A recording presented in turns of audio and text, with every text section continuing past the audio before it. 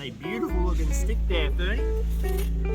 On the goldfields of Beechworth, Victoria, I've hit the creek with a traditional 1850s gold rush gold pan, with the aim of working some incredibly rich pay dirt gravel sitting on a floodplain, as well as showing you the difference between modern and traditional pans and something that might be costing you gold.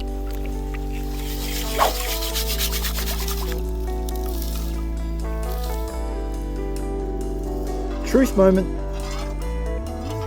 Oh yeah, we're digging there. We are definitely digging there. It's not every day you rock up to the goldfields and your mining partner goes, hey, do you want to try something new? And he pulls out the only thing you have wanted to use for months. A replica steel gold pan from Sovereign Hill, one of the richest goldfields in Australia. Isn't that right, Mick?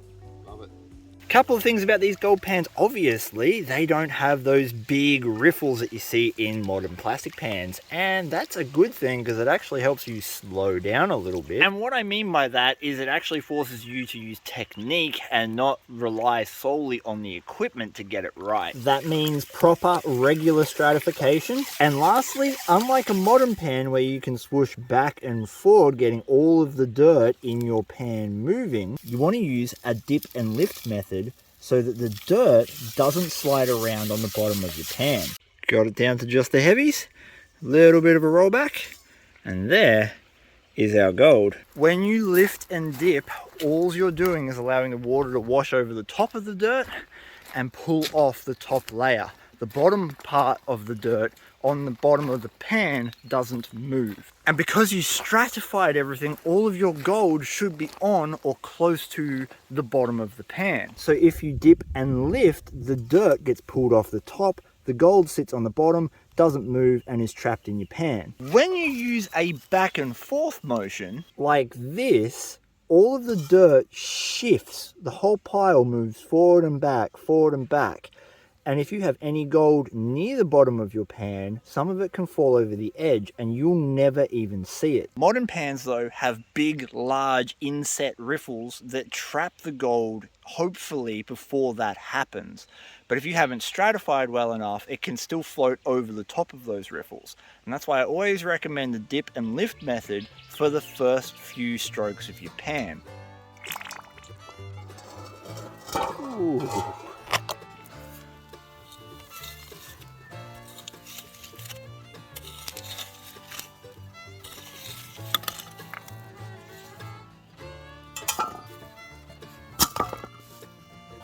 As the floodwaters come up here, it's slightly uphill and the gold tends to settle out directly on this clay. And what we're hunting are little pockets of gravel like this in the clay.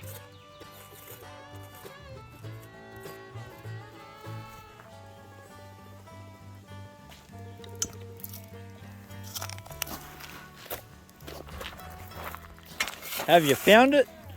No. I can guarantee you Gadsy's going to find it.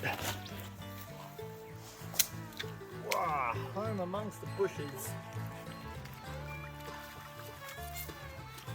Ow! It would seem that the gold is remaining super consistent. Look at how many specks we've got. See, it's not the size that counts. It's not the size. What are you talking about? It's what you I've got this beautiful tree root cutting straight across the floodplain. I've been getting mad gold, 20 to 50 specks a pan over this clay, and I was seeing some gravel packed up behind it, so hopefully this will have worked like a little riffle when it was flooding, and there'll be some really good gold behind here.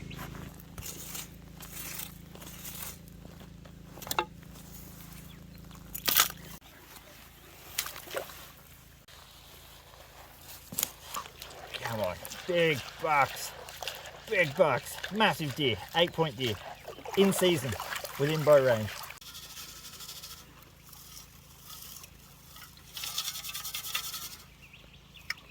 Now I didn't get nearly as much black sand in this pan, which has me kind of concerned. Okay, we got a little bit, but not as much, so apparently that's sort of the edge of the pay streak. Gadsy! Are you on it yet? No. Last time we were here, all of this was producing a lot of good gold, but apparently when you get to about there, the pay streak starts running out.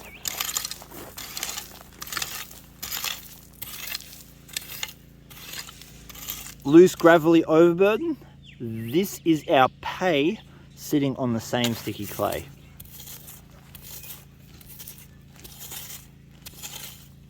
Zoop. I brought the scoop over, I better actually use it. I found this out in the bush, out here somewhere. The creek provides. Taking a sample from across the whole lot, so we get a nice average. And, do you want to film this pan for me? Yeah. Or do you just want to strip?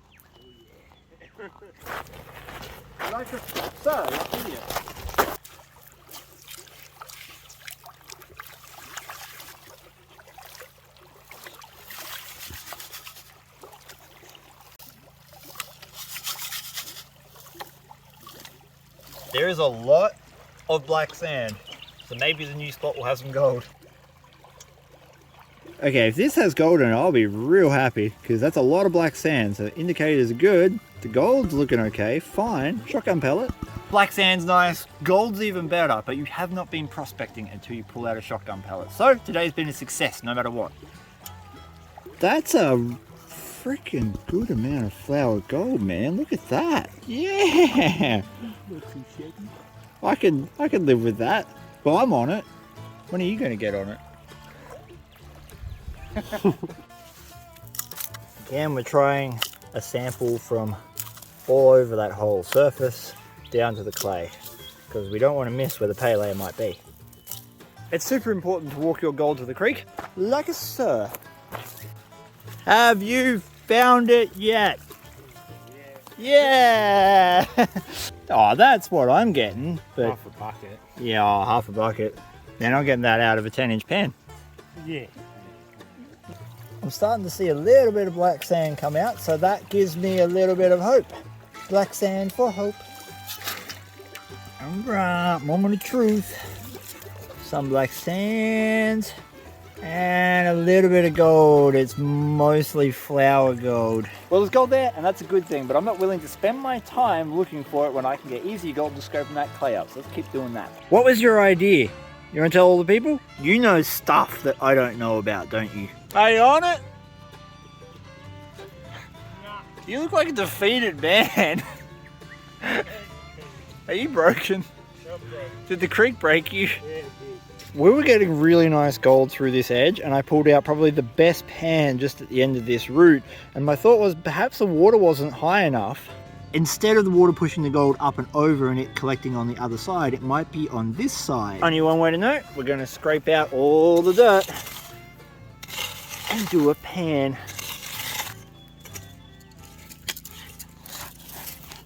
Oh, you're using your Kung Fu Ninja skills on Zach. That's a bit unfair. He doesn't have a stick.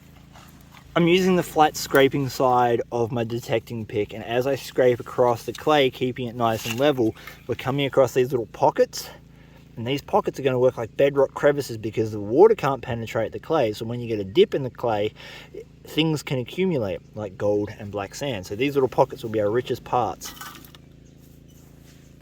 Let's see if my theory is correct and if that upstream side of the root has more gold. Ew, g'day.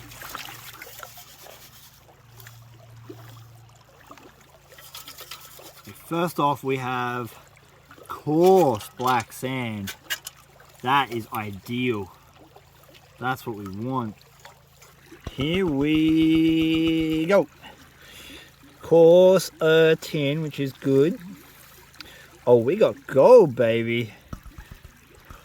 We got gold. I wouldn't say there's any more there than normal, but that is still quite a respectable pan. At the end of the day, this is what it is all about. I absolutely love finding gold, but I enjoy the peace and tranquility of being on a little creek far more. Num num num num num num num num num num num. Bernie girl has been helping me clear all of the clay in front of that big root, and I just got my next shotgun pellet.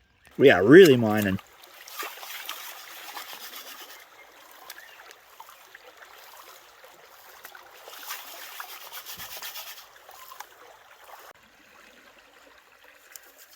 Ooh, that wasn't bad. That was pretty good.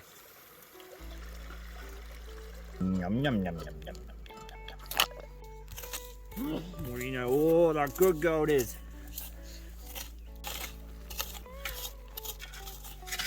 Good.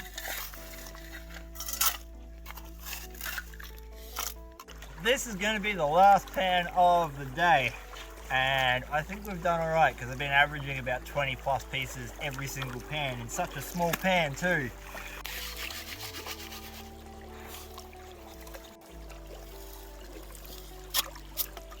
We got some coarse, crunchy black sand in there. That is looking promising for the last pan. We got one nice flake and about the same in micro pieces. Well, that's about enough creek for today. Let's go home and weigh it up. Right before we weigh up this gold, please check out the description below where you're going to find a bunch of links to things like my other social media, my Patreon account where we do early video releases and giveaways every month, as well as links to my merch shop where you can pick up a sweet t-shirt, hat or hoodie right on with this gold weigh-in. They're stuck in there. How are we getting them out? This is all the gold I found with a traditional 10-inch pan next to a Clash Guitars pick for a little bit of scale. Remembering that the pan was only 10 inches round and that I only did about 10 of them. And for that effort, I'm pretty happy with that result. I don't think there's going to be a huge amount of gold in here, so 0.1. What's your guess? Leave it in the comments below.